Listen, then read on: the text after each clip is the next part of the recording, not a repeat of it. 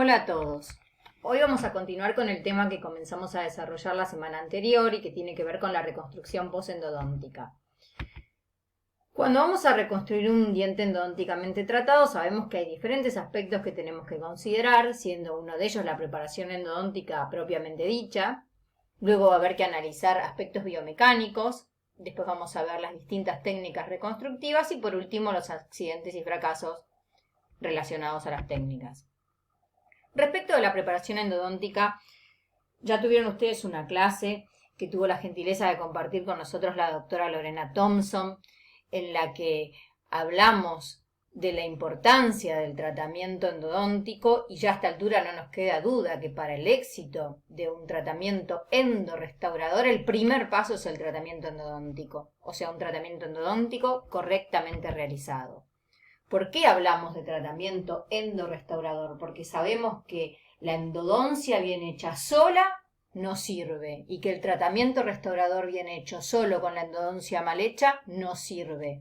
O sea, sabemos que para el éxito a largo plazo de esa resolución necesitamos de un tratamiento endodóntico que nos dé un correcto sellado apical y necesitamos también de un correcto sellado coronario, porque si no, desde la corona puede haber una recontaminación bacteriana de ese sistema de conductos radiculares, que nosotros sabemos que es un sistema de conductos y que con el tratamiento endodóntico nuestro objetivo fue lograr una limpieza completa, un conformado de ese sistema de conductos y una obturación tridimensional. Sabemos que hay conductos laterales, sabemos que la anatomía es necesario conocerla, sabemos que trabajamos en un sustrato. O sea, cuando hacemos un tratamiento de conducto, trabajamos en un sustrato que está contaminado, para lo cual nos vamos a tener que valer de sustancias que nos ayuden a poder lograr una limpieza efectiva en los lugares a donde nosotros no podemos tampoco llegar con los instrumentos.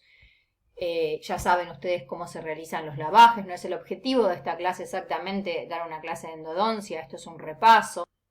Pero sabemos que usamos hipoclorito al 2,5, que usamos septa, que nos ayuda a quelar, y también solución salina como un barrido mecánico final.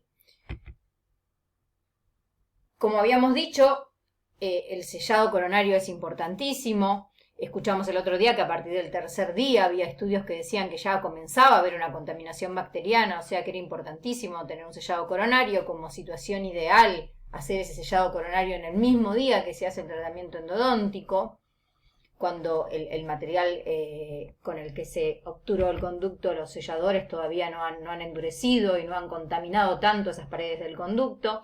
Y respecto de los materiales de obturación, que les puedo decir que, o sea, claro está que cuando uno decide que va a hacer un anclaje interradicular, o sea, todo lo que tenga eugenol, tenemos que pensar que ese tipo de materiales ya no se usan. Estamos hablando de resinas epóxicas o adhesivas, o ya estamos hablando de biocerámicos. Pero el tema que nos ocupa hoy fundamentalmente es el tema de la evaluación biomecánica del diente endodónticamente tratado. Sabemos que un diente endodónticamente tratado es un diente que al menos perdió parte de su estructura dental para lograr el acceso a la cámara, o sea que al menos el techo de cámara lo perdió.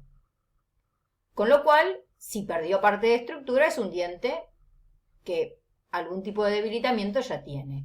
También sabemos que a nivel pulpar tenemos propioceptores de presión, o sea que es un diente que va a acusar más tarde que está recibiendo una fuerza.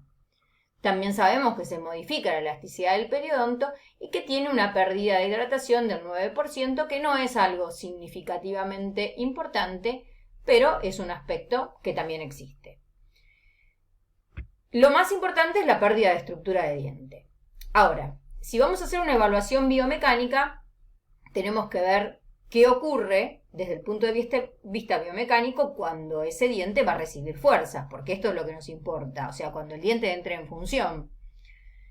Cualquier cuerpo que es modificado por una fuerza, ¿qué va a ocurrir? Cuando una fuerza actúa sobre un cuerpo, o lo desplaza o lo deforma. Si yo tengo un vaso arriba de la mesa y lo empujo con la mano, lo desplazo. Pero si ese vaso está contenido por todas sus paredes y no puede ser desplazado porque está como metido en una oquedada dentro de la mesa, yo si empujo ese vaso se va a deformar. Todo cuerpo que no pueda desplazarse se va a deformar, y cuanto menor sea el desplazamiento, más se va a deformar, y esto también va a tener que ver con características que tengan que ver con el módulo elástico del elemento sobre el que estoy trabajando. Ahora, ¿qué sucede con las piezas dentarias? Las piezas dentarias pueden desplazarse hasta un punto. ¿Por qué? Porque lo único que le permite un desplazamiento es el ligamento periodontal, y el desplazamiento que permite es un desplazamiento muy leve. O sea que las piezas dentarias, cuando entran en función, las piezas dentarias se deforman. Y lo que vamos a ver es cómo esta deformación varía a medida que se pierde el remanente estructural, cómo esta deformación también varía de acuerdo a la ubicación que hay en la arcada. O sea, es lo mismo como lo que ocurre en un diente posterior que lo que ocurre en un diente anterior. ¿Qué pasa con la relación corona-radicular? ¿Y qué pasa con las características anatómicas? Porque ya sabemos, después de la clase que tuvimos el otro día, que de acuerdo a las características anatómicas de las distintas piezas dentarias, hay piezas dentarias que hay áreas que van a quedar muy debilitadas después de hacer el tratamiento endodóntico. Entonces, para hacer una evaluación biomecánica vamos a empezar viendo o pensando qué pasa con un diente intacto. Por ejemplo, ¿qué pasa con un molar intacto? Cuando ese molar entra en función. ¿Ese molar se deforma o no se deforma? ¿O permanece intacto? Ese molar se deforma. Y sufre una deformación que se llama flexión cuspidia, que fue descrita ya a comienzos de los 80. Es una deformación del orden de los micrones, muy pocos micrones, y que obviamente es algo que clínicamente no es perceptible, pero sabemos que existe una deformación.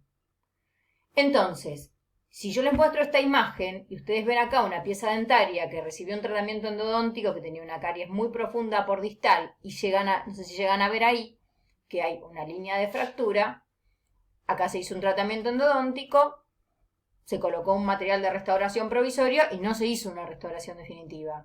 Y a los 5 días esta pieza dentaria apareció así. ¿Qué pasó acá? ¿Por qué se rompió esta pared lingual? ¿Por qué pasó esto? Para analizar esto, o sea, y cómo se modifica esa flexión cuspidia a medida que se pierde remanente dentario, vamos a analizar un artículo que es muy práctico para poder determinar el tipo de restauración que se le hace a una pieza dentaria en base a la pérdida de estructura dentaria del remanente y cómo se va debilitando. Acá podemos ver un listado en el que vemos la dentina central como lo más importante, luego los rebordes marginales, el techo de cámara y por último la cúspide intacta, que eso significa una cúspide con soporte dentinario. Si miramos en esta imagen, lo que vemos acá en naranja, esto sería la dentina central. Esto quiere decir que una pieza dentaria que perdió gran parte de su dentina central, por ejemplo, porque tiene una cavidad oclusal amplia, es una pieza dentaria estructuralmente más debilitada que una pieza dentaria intacta.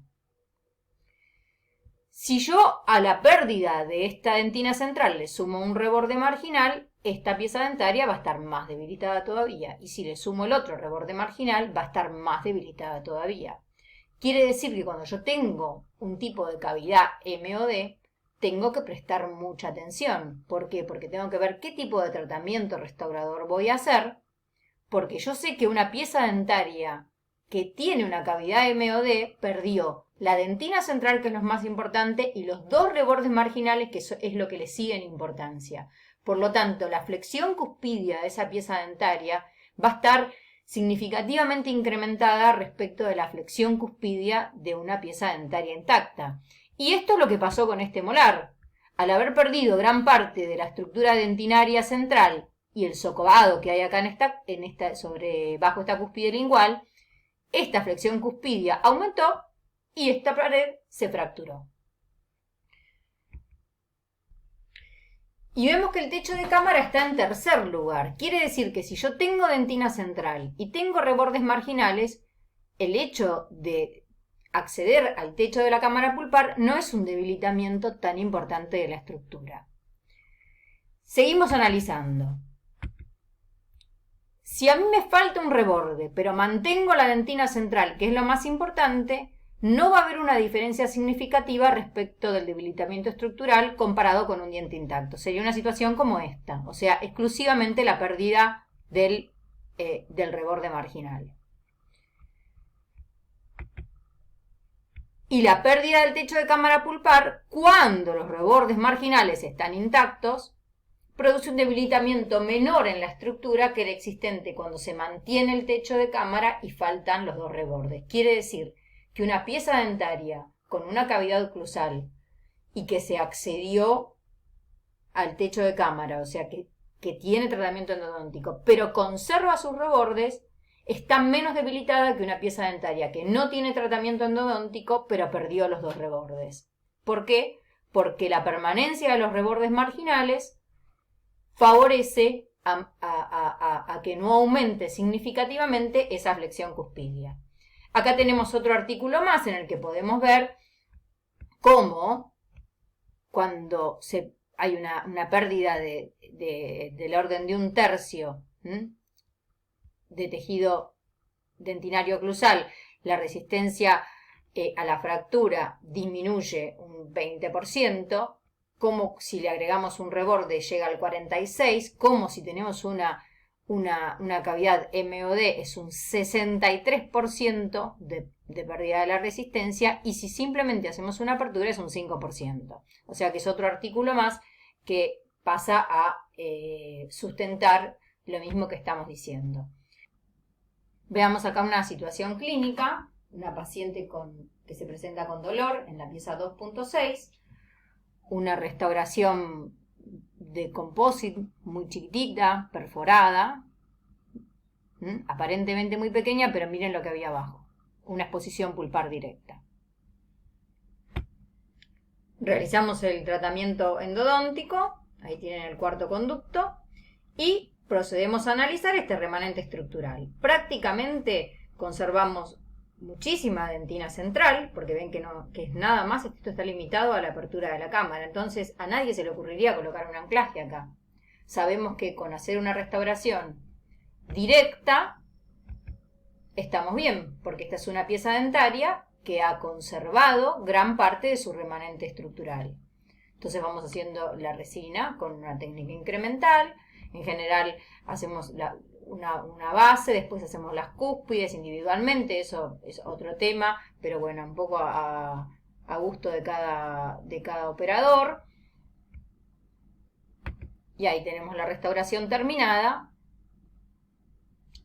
Y bueno, y sabemos que es una situación en la que estructuralmente no teníamos un gran compromiso. Y pudimos restablecer la resistencia de esa pieza dentaria preservando la estructura remanente, que este es el objetivo del tratamiento, tratar de preservar la mayor estructura dentaria remanente para restablecer la resistencia de esa pieza dentaria. Y el objetivo también es que entre el material restaurador, la estructura dentaria y la interfase se forme una unidad biomecánica. ¿Qué quiere decir una unidad biomecánica? Quiere decir que ese conjunto material restaurador, estructura dentaria y lo que está la interfase, que sería lo que adhiere a la restauración, a la estructura dentaria, se comporte biomecánicamente como un todo y no como partes independientes. Quiere decir que cuando ese conjunto reciba una fuerza y sea deformado, va a poder ser deformado de una manera uniforme. Para lo cual es importante que los límites elásticos y los módulos elásticos de las estructuras tengan algún tipo de compatibilidad. O sea, es importante saber los límites y los módulos elásticos de las estructuras implicadas. Y también el espesor de las estructuras, porque a menor espesor, esa estructura obviamente va a ser una estructura que va a fallar más fácil que una estructura de mayor espesor.